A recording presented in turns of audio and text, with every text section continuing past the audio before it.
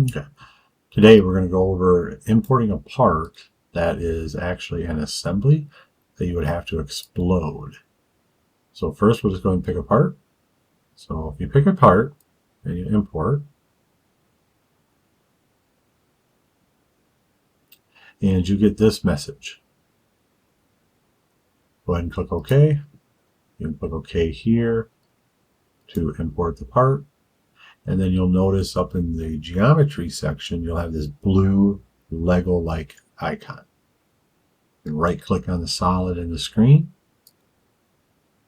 go to the option, and click explode. This will break this down into separate parts and away from a solid so that now you can work with it in the software.